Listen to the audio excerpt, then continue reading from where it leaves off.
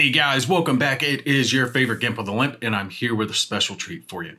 I have got Sniper Kill Confirmed, a game that's getting ready to come out to Kickstarter, the next one up from, I believe it's the next one up anyway, from Compass Games. Now, what I'm showing you guys here is the Vassal module for it, right? So I don't have the physical prototype of it, but I've got the game on the digital version here. And we're going to go over the basic components of it, how the game works, basically what you're going to get with it, and then do a quick example of play so you guys can see how the game's going to play out. This game is one of those that I think of as a roll and play game. Okay, so think something like Silent Victory, which has always been one of my absolute favorites, or the upcoming American Tank Ace that is shipping now, B-17, Night Fighter Ace, those types, right? So you'll have whatever your thing is. In this case, your thing is yourself, your sniper, okay? So you're going after whatever your target is going to be. So quickly here, I'm gonna go over the components of the game, showing you guys what all this stuff is that you see in front of you, and then we'll play a quick little example round and let you see how it all plays out. Now, when you're looking at my screen here, you see it's got two sides on it. So these are the two player aids that you'll have laying in front of you when you're playing your missions, because each game of this is its individual mission, but you can link them together into a campaign if you wish, which you actually can kind of level up and get new weapons and stuff like that, which is really cool. So as we're looking at this here on the left side, this is your location player aid. Now there's going to be 4 to choose from when you're playing your game. You'll take and roll off before you do your mission to find out where your mission is going to be. For our purposes, I just selected Ruin City as a random one to go with, but you'll roll a d10, and depending on what you roll, you'll either have something like this, like the Ruined City, or jungle map, or countryside, or desert, just depending on what your role is. But all of the sheets are going to have the same type of layout on them, all right? So it doesn't matter what the location is, they're all going to have these type things, but there is different location decks for each one of them. So you'll have different things that can happen to you at certain locations. Some locations might provide you better cover, like Ruined City. There's better areas for you to, find cover than an open desert per se. But you can find traps or other things as well, depending on which location deck you're using. So as we're looking at our location sheet here, on the left side, you see where it says Hostels. So you can have a multitude of different enemies that will show up during the course of your game, and you have to take these guys out as you progress, because you need the points you acquire for taking them out to proceed through the different zones to get to your target. That's what these represent down here, where it says, my sniper is underneath it, zone 1, 2, 3, 4, 5, and 6. So you're going to progress through all of these zones trying to complete your ultimate mission. Now we'll touch on those here a little bit more here in just a second. On the right side up here, we see where it says target. So once you reach zone 5, that's where your target is going to be. So then you'll draw a VIP card and you'll find out who your target is, where they are, what distance are they moving. It gives you a handful of descriptors that are going to affect things like your modifiers. If they're moving, they're going to be harder to hit than if they're stationary. If they're at long range, going to be harder to hit than if they're at close range. Now, since this is a Vassal module, it does have some little add-ons here, like the drawing the number chits, or down here where it's got the morale points that's going to be kept track of. A little bit different on Vassal than it is in the actual game itself, but you will have some cups that have things like your patrol chits or number chits. So in this, you don't have a dice per se. You're going to have a set of D6 chits that you are going to randomly draw out when you need to check for things like enemy patrols. So down below our hostile and target locations, or cards here, these are our different zones. And you will start at 1. You always start at zone 1. You place your little sniper counter there. But if you look on our right side as well, there's another spot you're going to be keeping track of this on your sniper sheet as well. And we have another sniper counter there keeping track of the fact that we are on zone 1. And then you see where it says short, medium, and long. As you go through your different zones and you draw different hostile cards, hostels will appear in your area, and they will always start at long range unless it's a patrol, but you guys will see that when we start playing it. And you will try to take these hostels out. As you take them out, you will gain morale points, and once you have the required amount of morale points, you see for zone 2, we have to have 15. You will be able to play action cards that you can then use to move to zone 2. You'll do the same thing, zone 2 to 3, 3 to 4, 4 to 5, where you find your VIP, 5 to 6, where you perform your extraction. So to complete your mission, it's not just taking out your target. You have to actually escape as well. So once you take out or miss your target, you go to zone 6, and then you try to extract out. Now you'll see as we play through it, but there will be hostile counters here above you, and as you take shots at them, if you miss, they're going to start moving towards you. They're trying to take you out, and they'll go from long to medium, medium to short, and when they actually get on top of you, then you have to fight them in close quarters combat. So you always want to try to take them out before they get to you. You see down here at the bottom, again, where we're going to keep track of our morale points, and you want to get those morale points. And you want to get those morale points because those morale points can be spent along with the kill points afterwards if you're playing a campaign game to increase your weapon supply. Basically get better guns that you can use on follow-on missions. So that's the basics of your location player aid. Again, they're going to be different for the different locations, but the layout's all going to be the same. Now on our sniper player aid, this one's going to be used with all the different locations. So the location player aid will change depending on where you are, but you're always going to use your sniper one. Here at the top left, we see the weapons, okay? The weapons can be changed throughout the game, so you can get better rifles that are going to give you a bonus when you're going through your mission. Something like plus chance to hit or reducing the effects of wind on your shots, and you can get all the way up to the Barrett 50 cal as a sniper rifle to use in this game. Something like that will give you a +3 on your wind and a +3 on your modifier just to shoot, period. I mean, it's massive. But it's not just that. You can also get things like a semi-auto pistol, which will make you better in close combat, and a combat knife, which will do the same. So you can increase your abilities as you go and have your follow-on missions be easier because you've been able to spend those extra points that you've accrued during the campaign to give yourself those bonuses. You become a better sniper. All right, so again, looking at our sniper sheet, we've already talked about our zones, and over here on the right side, you see it also shows a long, medium, and short range. This will come into play when we're attacking certain targets like our VIP, depending on where they are. When you flip that card, the VIP card, which I'll show you guys here in just a couple minutes, it'll tell you what range the enemy is. So if it says they're at long range, you'll place a marker right there to signify the fact that you are at long range from your target, just to help you remember.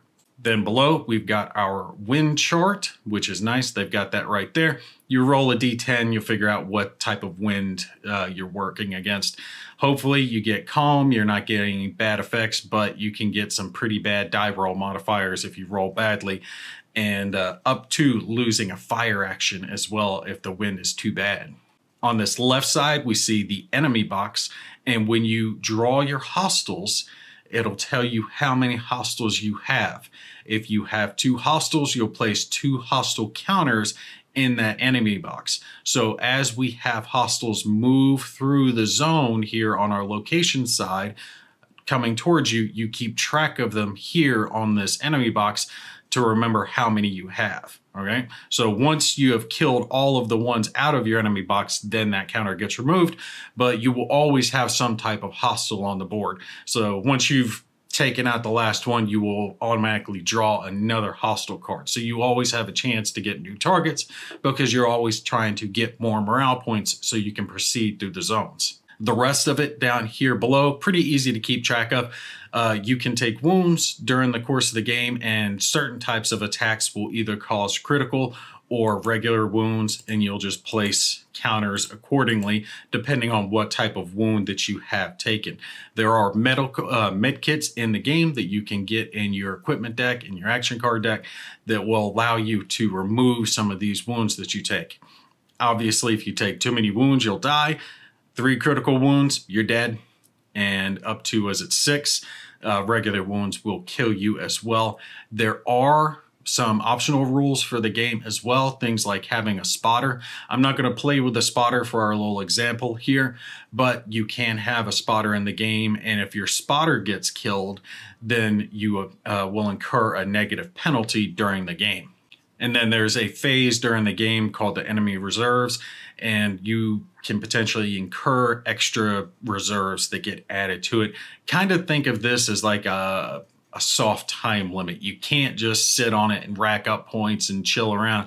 Eventually, too many enemies will start to swarm your area because you're picking off everybody.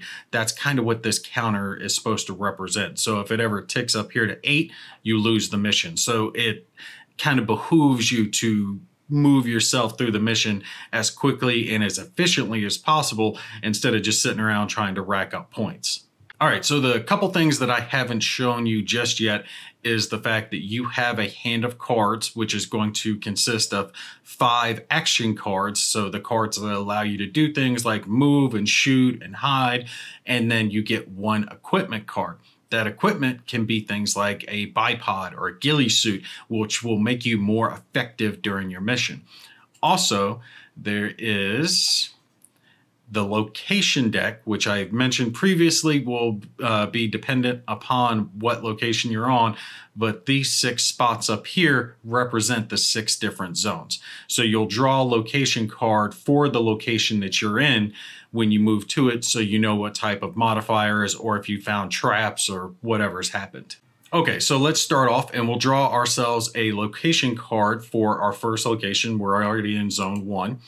Flip this over, and here we go. We got a basic location. We're in Ruin City, and we've got +1 cover. So let me hold it there. You guys can see if we take certain types of attacks, we get a small bonus to our defense when we're defending against this because a little bit of a cover is provided. There's a little sequence of play here, and we're going to go through it. You start off with your card draw phase. So we draw up our 5 action, 1 tactical. We'll do the enemy patrol phase to see if there's an enemy patrol in our zone. Then we do the enemy hostile sniper phase in case, or we will have hostiles that we are going to go against. Radio comm phase on the off chance that we do get an airstrike or something like that we are able to call in. Then we do our enemy reserve phase, and then extraction is after that if you're in zone 6. If not, you're going to pop back around to the card draw phase. So when I bring up my player hand here, I can just click on these to draw up my hand of cards. Let me expand this out a little bit, show you guys the cards. All right, first one here is a blank card. 2 blank cards can be used as basically wild. So you can use them to do an equipment card, you can use them to do a movement, you can use them to do a fire. We have also a crawl card, and this allows the player to move to the next zone and will not have to check to see if the enemy patrol will track you down. Cool, but that's not going to help us right now. We've got ourselves a move card, which allows us to move to the next zone if we have the right amount of points. We don't have the right amount of points yet, so we can't play that. And then we have a fire card. When we do a fire card, we get 2 chances to spot our enemy, and then we get to take 2 shots. So basically think of fire card as like 2 and 2, right? Our last one, what is this? An equipment card. Allow the player to disable a tripwire. So that's not really something we have to worry about. And we do have some binocs. This is going to come in handy. We can use these to spot our first hostiles that we'll come across. So let me shrink this down for a sec. All right, so the first thing that we're going to do is we're going to draw a chit to see if we have a patrol in our zone. It's really easy. There's 6 zones. There's 6 numbered chits. You simply draw a chit out, and if it matches your zone, that means there is an enemy patrol there. So if we click this, we got a 3. That's zone 3. So there's an enemy patrol in zone 3. We're not there. We can simply discard this, return it to the cup, and we don't have to worry about it. Had there been a patrol in our zone, you would place a patrol marker right next to your sniper to signify that, at which point you either have to play a hidden card to get away, or do a attempted escape, where basically you roll 3d6 and you're looking for any 6 to escape them. Otherwise, you end up taking a wound. So we don't have to worry about that, so we can delete that off. All right, so now that's going to take us into our hostels phase. So we are going to draw a hostile card, and they're going to be placed into our area. And this is like our crunchy part. We need to have hostels here because we get 5 points per one of these guys we take out. So we know we got to take out 3 to move up to zone 2. Okay, so we've drawn ourselves a hostels card, and we can see by looking at this that there are 3 hostels in our area. Okay, so now we got to place 3 hostels in our enemy box and then a hostile marker here on long to remember that they are there. So let's place hostels and separate these out. We'll place one right there. And no, I don't want to move the card.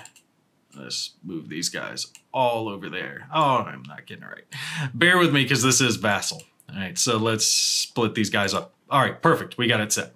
So we know we've got 3 hostels. We've placed 1 counter here to signify the fact that they are at long range. And then we've got 3 hostile markers in the enemy box. So those represent the guys that we're having to go after right now.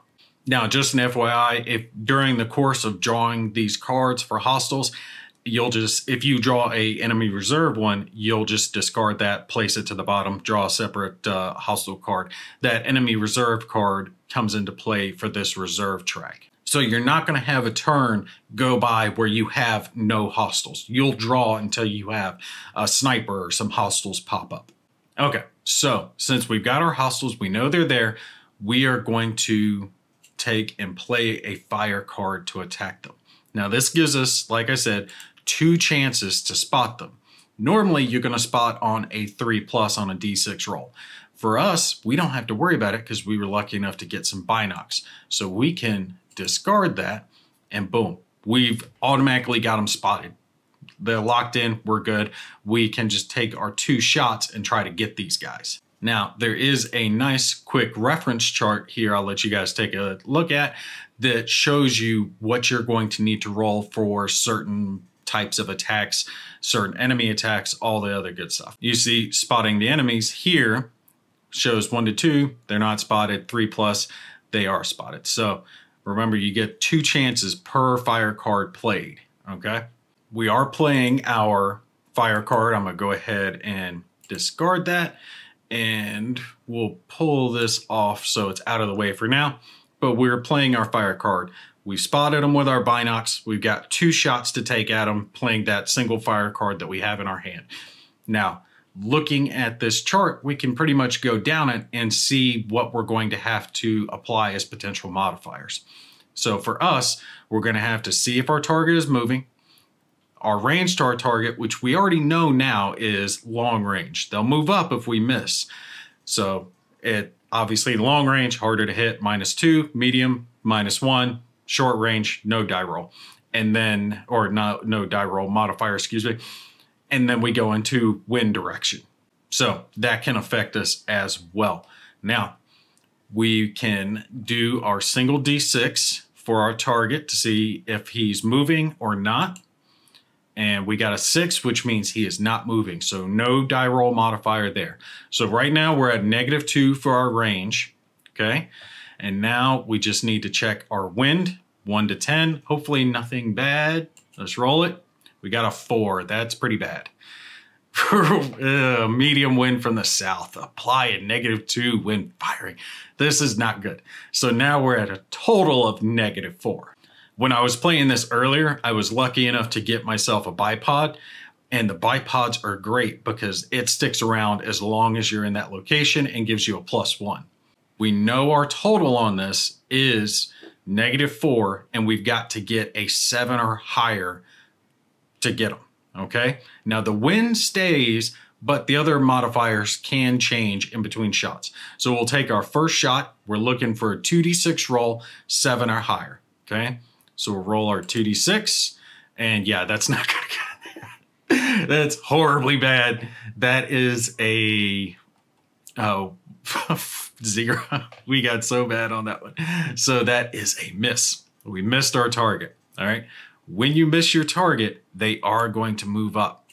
Okay. Every time you miss, they're moving up on you. Now, we do have to roll to see if we get a gun jam, and that is on a D10. We'll roll that. We got a 3. We're good. Remember, like I said, with a fire card, we get 2 shots, so we get to do that one more time.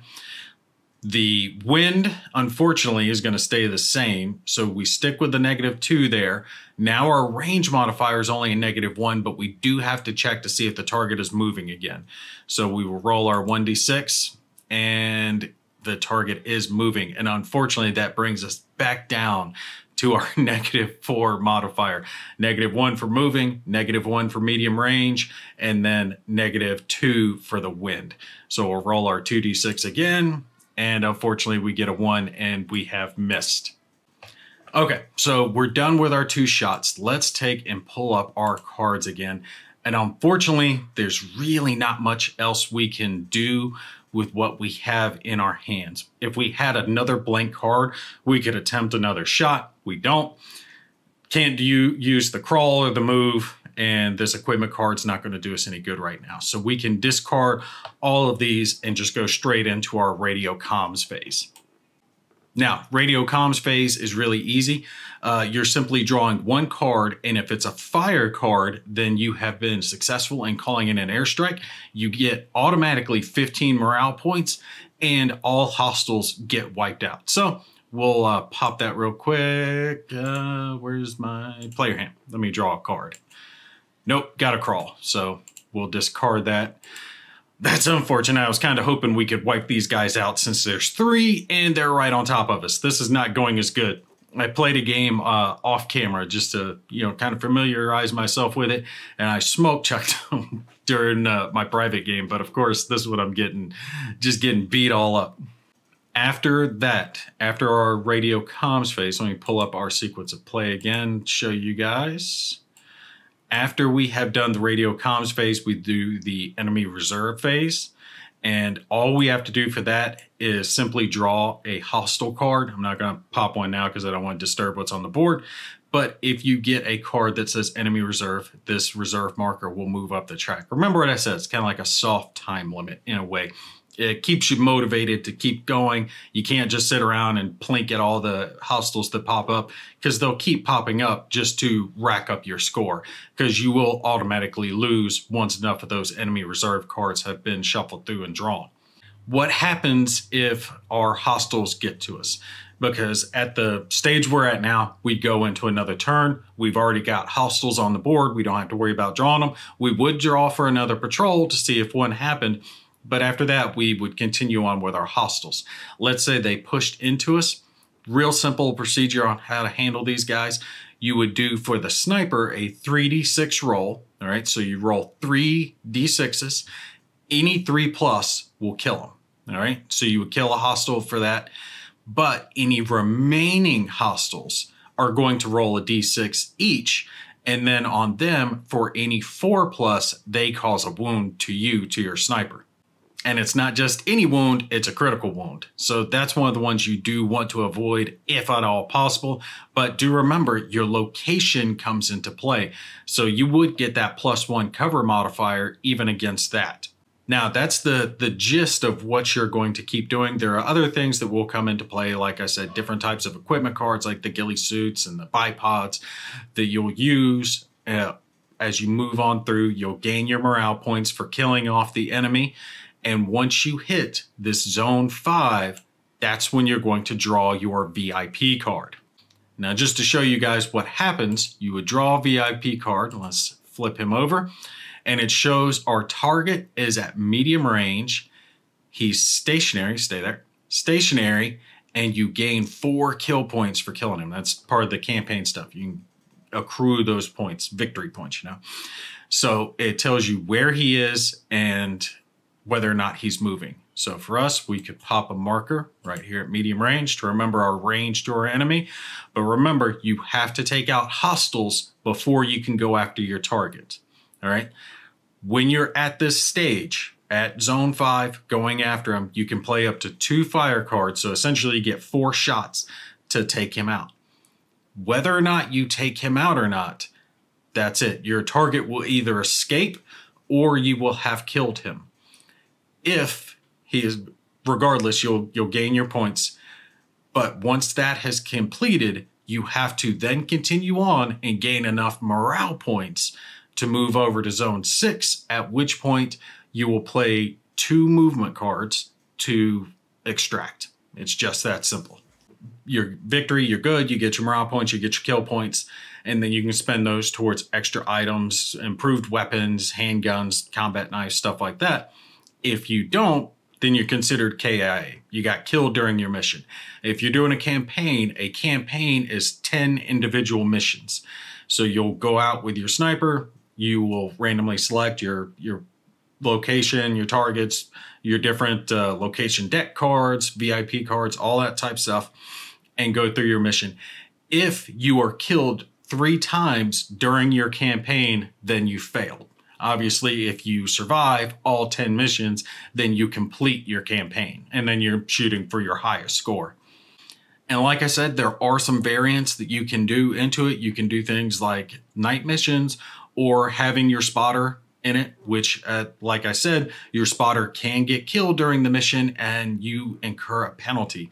And there's also a variant with your med kits that can be in your deck as well. And you can make the game harder or easier depending on how many of those med kits that you include into your deck. All right, so for me, I already know I like this game because I like games of this ilk. And I think most people are going to know whether or not they like games like this already. If you've been into the roll and play type of game, this one's probably going to be one that you like. All right, so your B-17s, your Hunters, your Silent Victories, the Tank Ace, it's whatever type of thing. Zeppelin Raider, I liked a Zeppelin Raider too. All those types of games have you operating either some vehicle or, in this case, a person that you're trying to go through and accomplish a set of missions. And it involves a set of dice rolls and varying cards that get shuffled up to create randomization throughout the game. So if you've played those before and you like those, then you're going to like Sniper. If you've played those before and you haven't liked them and it's not your cup of tea, then you're not going to like Sniper. So it's a real easy way to know. You either like the roll and play or you don't like the roll and play. The things that I do like is the fact that there are multitudes or multiple locations. So it's not going to feel samey. You're not always going to be in a desert. You're not always going to be in a jungle. It's going to have different areas. And then each one of those will have different location cards that will change up the feel of the game, right? So sometimes you'll get cover. Sometimes you won't get cover. Sometimes you'll get a tripwire. Like this one here gives a tripwire that can cause injury to you as well. And I do like the fact that in a way the action feels consistent in the fact that you're going to constantly have the hostiles be a part of it. You're always under that pressure from the enemy. They're always patrolling around. They're always potentially going to stumble upon you. And I like the fact that they have that soft time limit built into it, so you can't really game the system. You can't sit there and try to just hang in a zone when you get yourself a nice location with good cover and a bipod and a ghillie suit and all that, and just sit there picking off hostiles to rack up hundreds of morale points to be able to then spend on high-end weapons after the mission. Can't really do that because that enemy reserve track is going to be ticking away on you, and if you wait too long, you'll automatically lose the game. It's not going to rush through the game, but it prevents you from being able to game the system in your favor. I like that they thought about that. So yeah, this one's coming out by Compass Games here very soon. I do know they have bumped it up on their list. We should be seeing them bring it to Kickstarter and pre-orders here very soon. So if you like the roll and plays, definitely check that out and pay attention to their town halls, and you'll get a little more information about exactly when they are going to be publishing this one on out. All right, that's going to be it for me. I hope you guys enjoyed it. You guys take care. I'll catch you in the next one.